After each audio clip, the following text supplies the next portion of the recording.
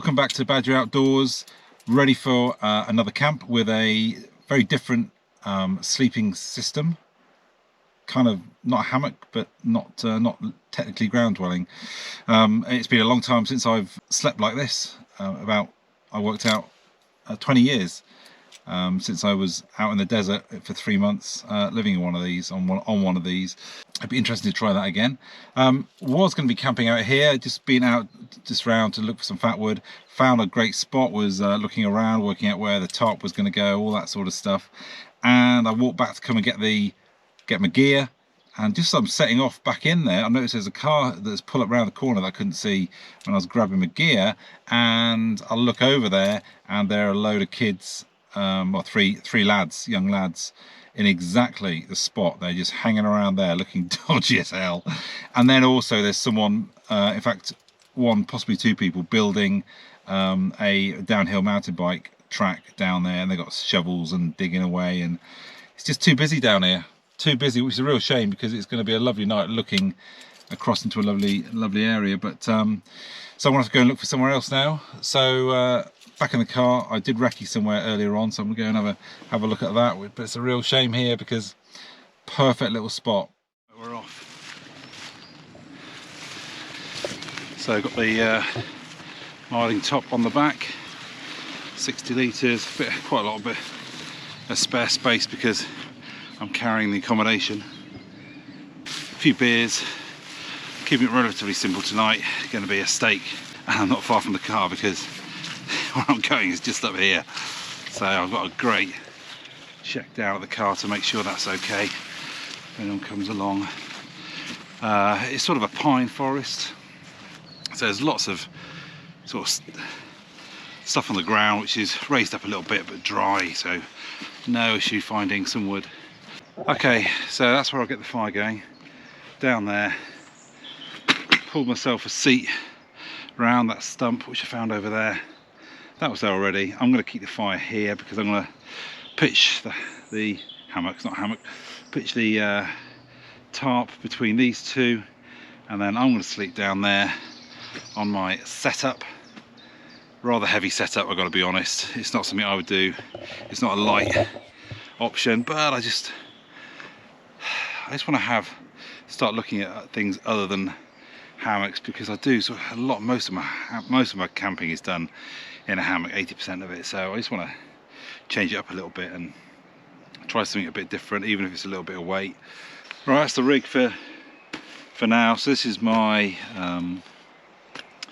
my Nasty Bleeds kit now, and it just velcros onto the moll webbing, which I'm quite chuffed with. I've got another one which is very similar, in a red bag, which I sit in the car and I sit it between the two seats, and that's got tourniquets, all the Israeli bandage, etc there. So if ever I was in an accident, I needed to sort myself out, then I've got stuff there.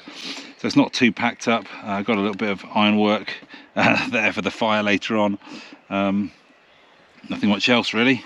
Turn my thermometer on. Just the order I do things, just in case someone turns up. Wood is wood. It's on the ground. It wasn't me, mate. You know, I get wood, and you're not setting up anything. But as soon as I set the sleeping arrangements up, then it becomes pretty obvious. But I'll do that probably an hour before, because I don't think people are going to walk up here. So there is a path up to here, but once you're up here, there's nowhere to walk. It's just a nice clear area. So I don't think people are going to come out just to sit down and have a nice clear area. I think they're going to take their dogs for a walk. So I think I'm relatively safe from being disturbed. Right, wood.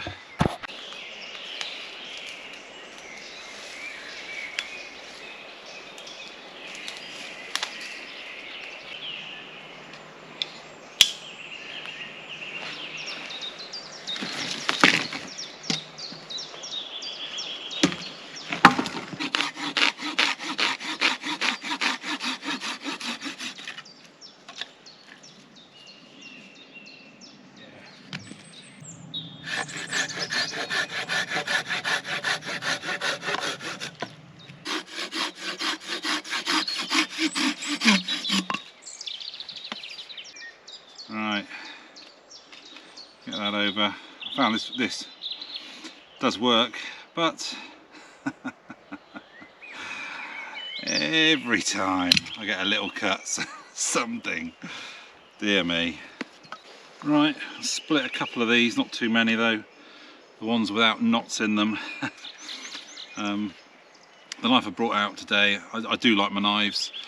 This one is a KaBar BK2. Does look different to how you would buy it. It is a high carbon steel blade. I forget the sort of grind. It's not a Scandi grind. It's basically got a primary and secondary bevel. I forget the name of it now. They normally come as powder black painted with paint all the way down to the secondary bevel. The whole thing, the whole blade is black powder paint just to try and protect it. So I use paint stripper to take all that off. I'm just going to look after it with some food grade mineral oil, which I just give it a wipe over every now and then. Take it apart, just give it a little wipe over. But I've only recently done this, so I haven't had to do that yet. And then the handle is an aftermarket handle, which I got, I think, from the States on eBay. I've got some dogs in the area, but yeah, a really nice handle for it. The one that it normally comes with is black and plastic, so I just didn't like it. But anyway, obviously a full tang. It's a monster in terms of, I think that's about 6mm, 6.5 mil thickness. So certainly not a bushcraft knife. It's built for splitting wood. It's a survival knife, but I just thought I'd bring it out. However, as I can hear a dog over there, I'm just going to put it away for the time being, given that it's way beyond the legal carry limit, and I will put it back in the bag. Right, those dogs are gone. Well, I've had that is not the beer to be having just before you start splitting wood with a monster knife. Yeah, you don't want to be. It is a bit dodgy coming out with something like this. In the UK, the rules are a maximum of a 3-inch blade, and it's not allowed to be a locking blade. So in my everyday carry, that's what I have, a 3-inch blade that doesn't lock. But all my other blades, unfortunately, are for this. Now, you end up going to court, and they would say, have you got good reason to use it? Well, look, it's on video now. This is my reason to use it. I'm only bringing this out to split a bit of wood, and then it's going straight back and hidden in my bag. But it's all me learning about the great outdoors, and I'm not particularly good at this necessarily, and this is probably not going to work. Ow.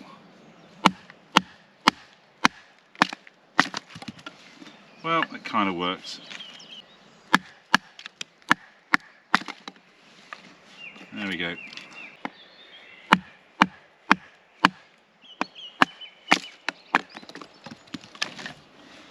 That'll do. Right, I think we're just about ready now. I don't have a lot of wood, but it's enough. Trouble is, it's a lot of pine, and pine will burn really hot, really fast, and then it'll be done. A few coals to cook my steak on. There's a little bit of hardwood in there, but that's beech. Beech is a bit crap. It holds loads of water. So it's a nice hard wood, but you really do need to have a hot fire before you put beech on. Very difficult if you start with beech. But yeah, I should be good with that. Right, I'm done with wood, so I can finish my beer.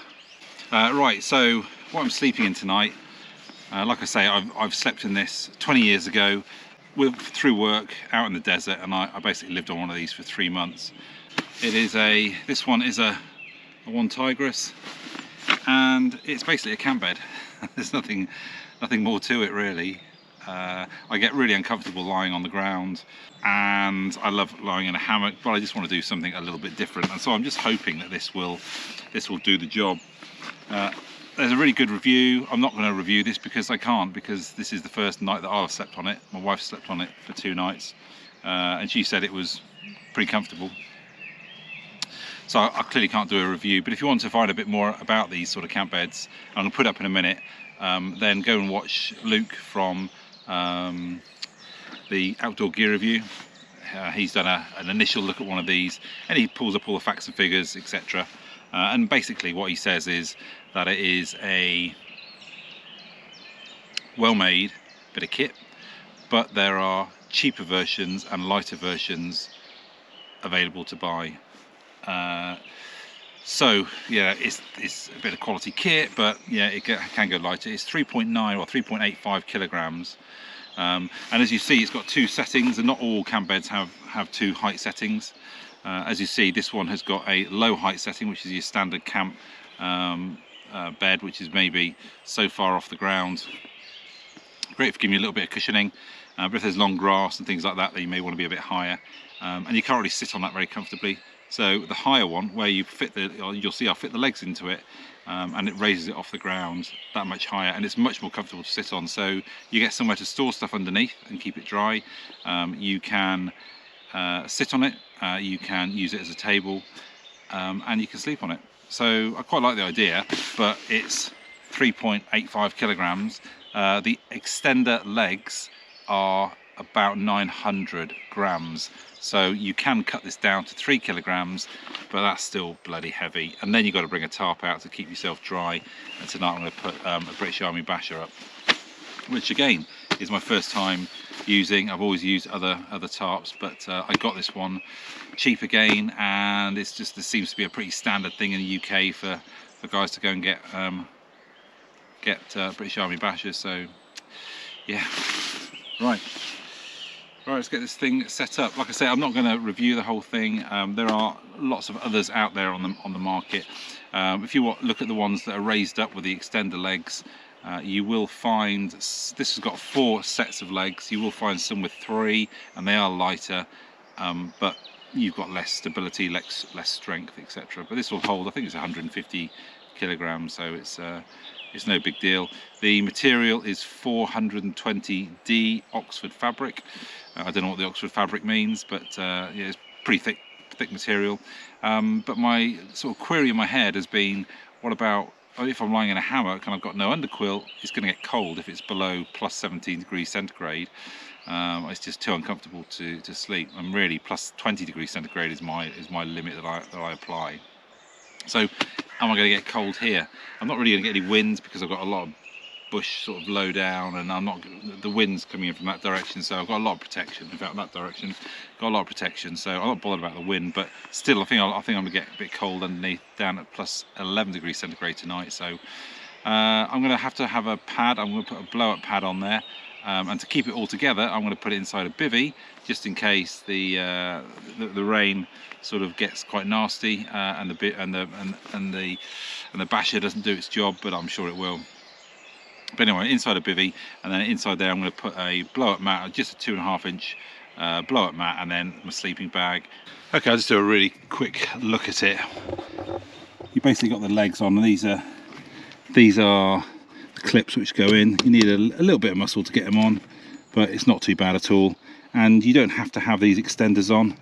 These would be the feet if you needed them, but otherwise you just use these extenders. You got a couple of pockets in there. I've got this elastic to hold blow-up mat, etc. if I need to. And there we go.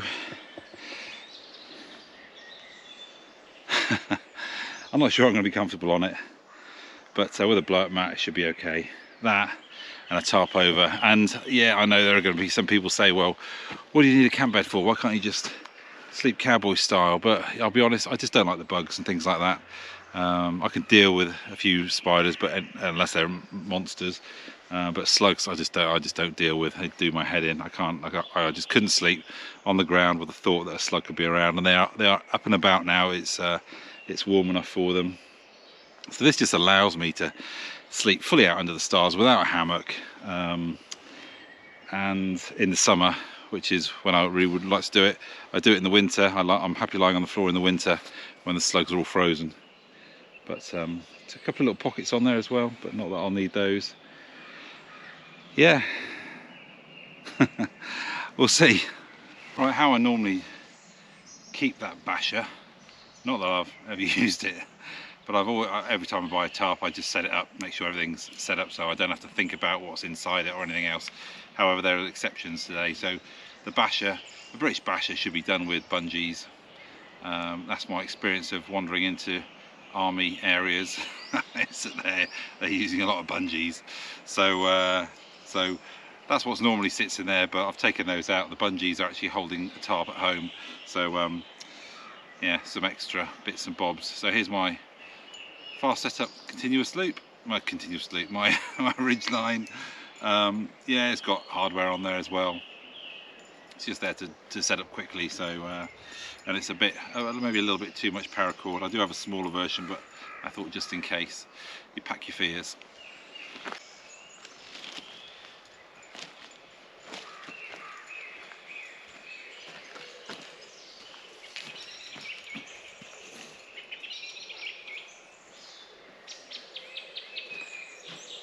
Tons left over. Right, I don't know if you can see this or not. I don't know. I'll do my best. Unfortunately, it's camo. But this is so always on the other end. I use a bit of hardware over there on the other end to secure it, or use a toggle. Do whatever you want to do. Toggle's perfectly good. But on this end, like everyone else, I use a trucker's hitch. I'm not necessarily particularly good at trucker's hitch, and I'll probably make a mistake. Now, ooh, I heard something. Right, you can see behind me, I can't, so let me know if you see anything. But so I normally use a trucker's hitch, but the snag with the trucker's hitch is you put the loop in here, and then you have to feed through all the other cord, and I've got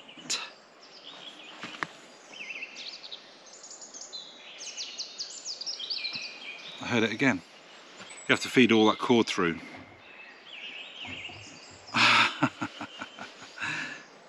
No, that's the noise I've been hearing.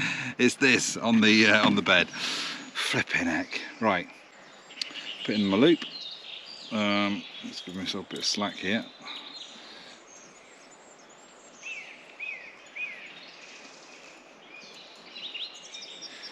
There we go. So I've got my loop in. Right, let's give it a little bit, make it a little bit tighter. There we go. I'll move you around a little bit. There's the loop, there's the loop. So what I'm going to do is, I'm not going to feed all of this through the loop.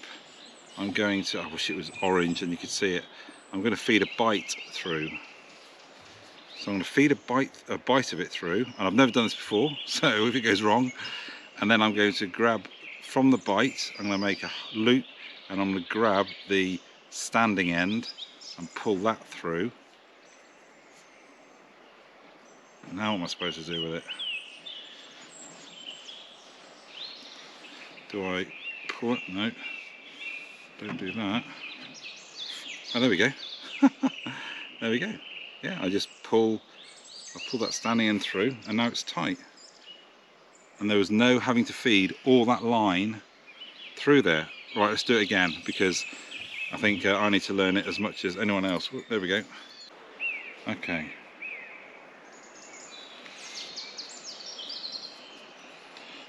Quick release. So there's my quick release. Put a bite through, then loop and grab the working end, pull that through, and then pull the whole thing. Damn it, that does it. Oh no.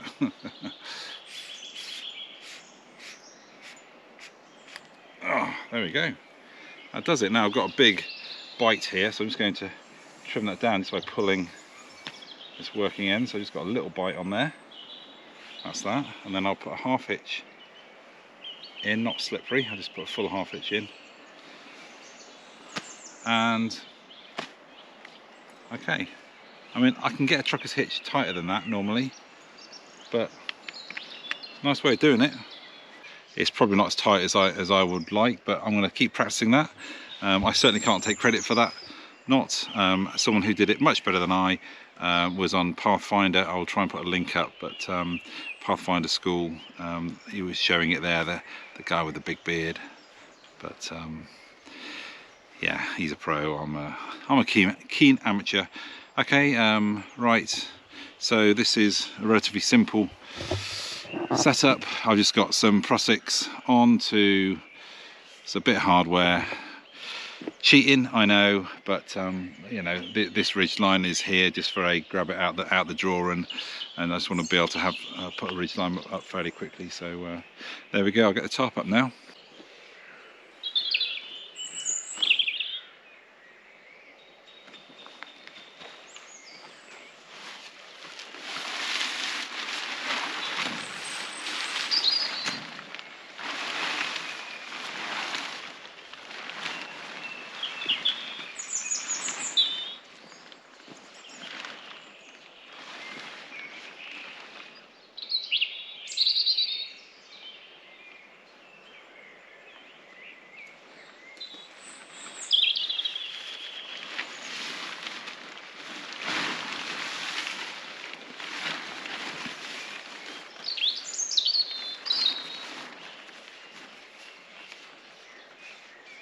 One little trick that I saw someone talking about is if you do have your ridge line and you want to get your tarp up underneath, but you don't want it to sag, you want to get it really tight, is just to pull the tarp as you're pulling the Prosix out as well. Don't just pull on the Prosix. Again, not one of my tips, but it works.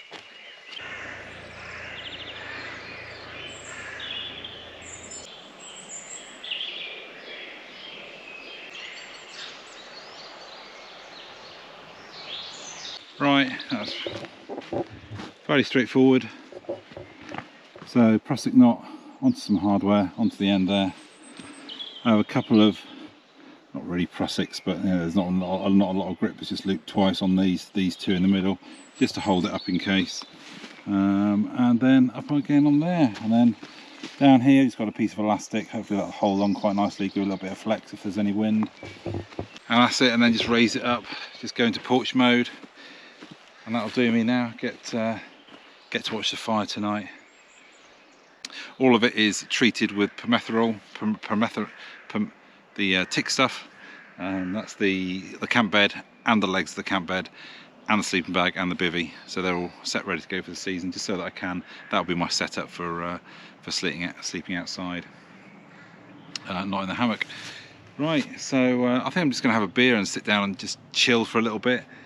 And I'm not going to set the fire yet. I've got another 40 minutes until it's sunset, and so maybe 15 minutes after that I'll light the fire and get that going.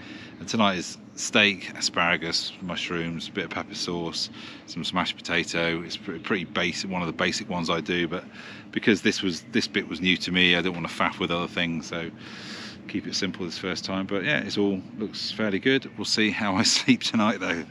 Anyway, I'm gonna chill out for a bit. I'll speak to you later.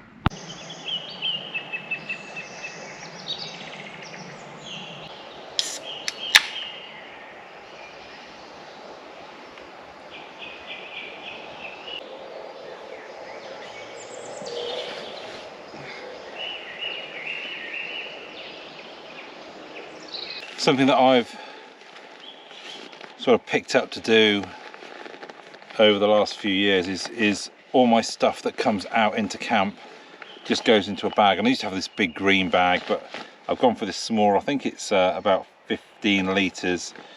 It's quite inconspicuous, and this has got all my cooking stuff, my fire lighting stuff, all that sort of thing that I'm going to need in the evening rather than going to sleep. All my sleep stuff goes in the top compartment of my rucksack, but in the bottom compartment goes all the stuff that I'm going to need just to start a fire, cook the food, all that sort of stuff. It's just everything is all in one place. Now the great thing about that, having that camp bed, is that you've got somewhere to sit, but you also got a table to put things on. But I just like keeping everything in one bag is my routine, which I find works quite well, and I don't care where I put it down or anything else. I don't have to worry about it. Right, I think I'm going to get the fire going. I've got my normal tinderbox, but this time it's my fire kit. All I've done, I've got all this fat wood at home, and I just didn't want to bring it out, you know, out of piece and strip it necessarily. So I've just at home, get bored, just make it into all the little strips, stick it in my tin, and then these little hair bands that the girls get. This is a black one, but I'd much rather the luminous ones, because when you drop them on the floor, they're really obvious. But get luminous ones, and I stick them over, flip bloody everything to hold everything together. But there we go. I think we use this tinder, and we'll just strike it with the ferro rod, and that will do me tonight.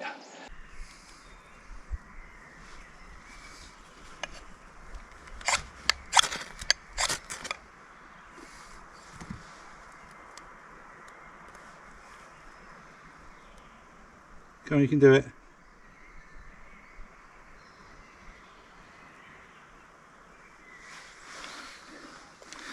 So a little bit more fat wood, I think. Let's throw fat wood at the problem. Oh no!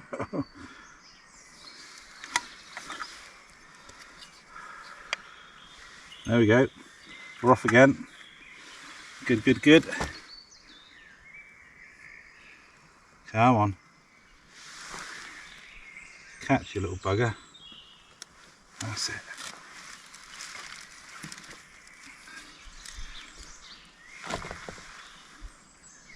There you go. You can get those going. Oh, good man. Let's get that away before I hurt myself.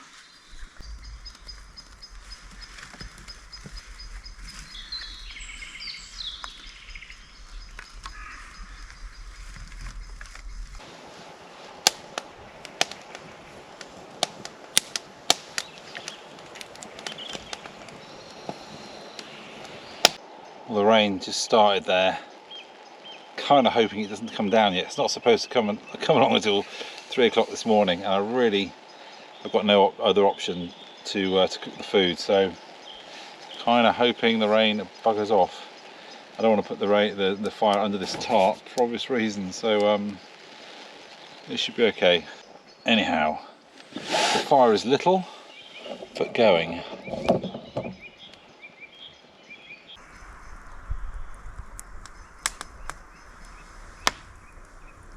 I think I've got to grab those OneTigris 3 or 4 central bank digital currencies and credit scores, the social or carbon credit scores, and all the other things that I think is what the true intention is of this and what they really want to implement. Chuck that on. You've got to look at what's happening. Okay, so the asparagus and mushrooms has been cut down to 3 asparagus or 4 and about a mushroom because it all fell off. So this contraption here, it is great. It has a hanger here for a pot, and it has this grill thing. Needs a bit more thought on my part, I think. Can't mess this up. I'm gonna let that grill away for a little bit, flip it, pepper sauce, and I'm afraid that's it. No mash because I didn't get that going because I thought I'd had enough other stuff. But oh well. Be read. And if you're interested in Corporal's Corner merchandise, they get 4 million awakening wonders. Thanks for joining us on this voyage to truth and freedom. Well, so some blood, sweat, and tears that you could be honouring Jamal Khashoggi. That is democracy working. That is the reporters being able to push back on a spokesperson and ask the tough questions, right? the only times they push back, you finish the joke. It takes people wanting something. And so what is the goal? Fire is going great. Needs no more help from me. Boots up high. I know there are slugs around at the moment.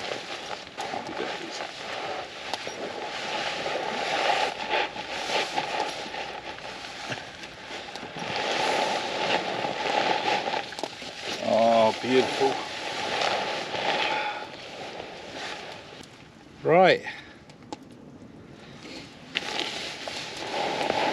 This is actually, now this is with the sleeping pad under there. It's about 2.5 inch pad. I'll show you the sleep setup later on. I've got the bivvy over the top, the snug pack jungle bag, which is good to about +7 degrees centigrade comfort number. So +11 today, no problem. And I've got the fire, and I'm actually getting quite a lot of heat off the fire. It's actually quite monster at the moment. Yeah, this is actually really comfortable. This is far more comfortable than sleeping on the ground. This is much more comfy than sleeping on the ground. I'm quite happy with this. Yahoo! Anyway, I'm going to sleep now, so I will see you in the morning.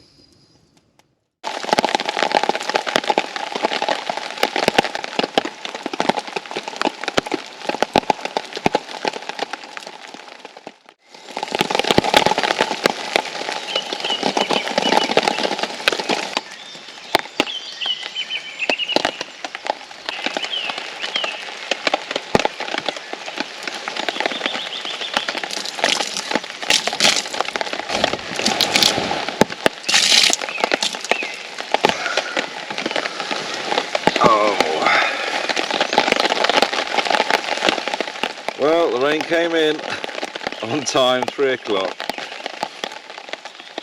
Got back to sleep for a little bit, but moved the bed around in the end.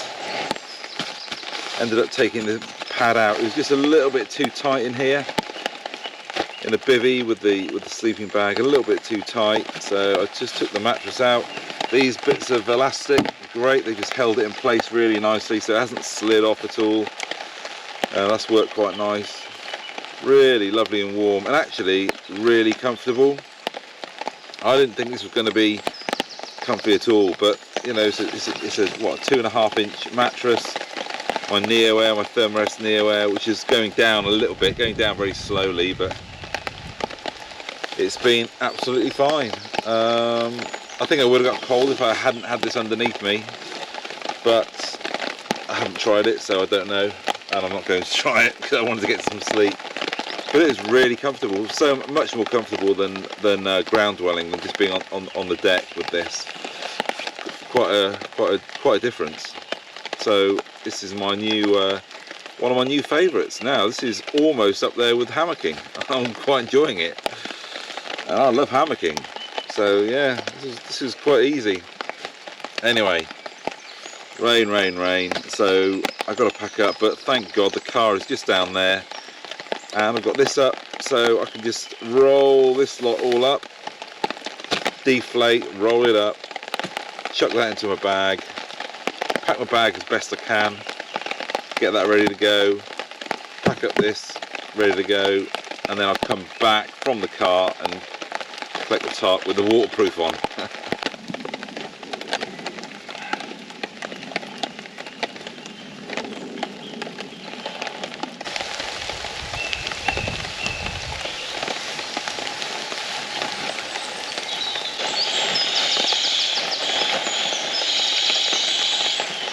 Right, you lot is straight in there.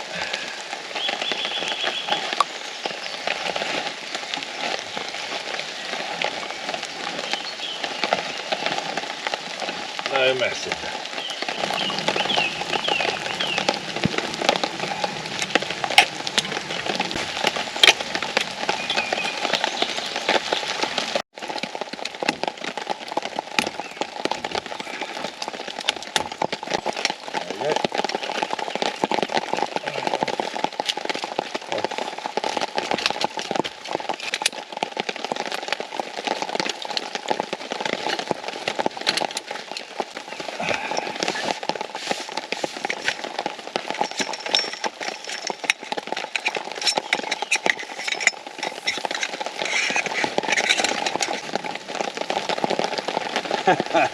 And as with every bag, it's not big enough.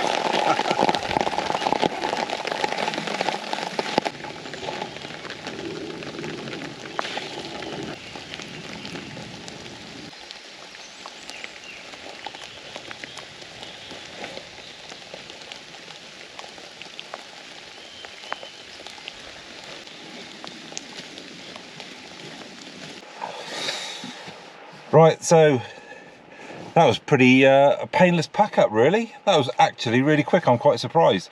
But the rain suddenly started coming down. As soon as I got that, typically as soon as the tarp had come down, that's when the rain really started peltering me. Anyway, I'm done now. I'm going to go and get myself a bacon butty and go home, and I'm back into the woods again this afternoon with the family. So hopefully the rain will have stopped by then. Hope you enjoyed the video.